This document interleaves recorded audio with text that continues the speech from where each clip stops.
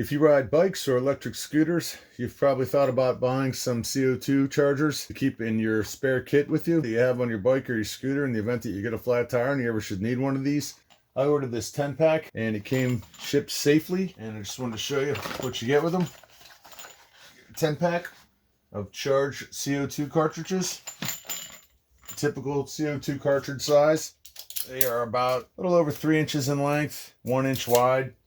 And the way you would use these is you would use them with something like this Pro Bike Tool CO2 Inflator. This thing came with this foam pad on it, so you can put your CO2 cartridge in here, inside of here. I usually just keep this one and a spare one inside of my bike kit. Basically, this Pro Tool kit, which is pretty cool, it's got this side spins free on it, so you can screw it onto the nozzle of your bike tire or your scooter tire. You would screw the CO2 cartridge into here, and this lever right here releases the gas in to help you inflate your tire.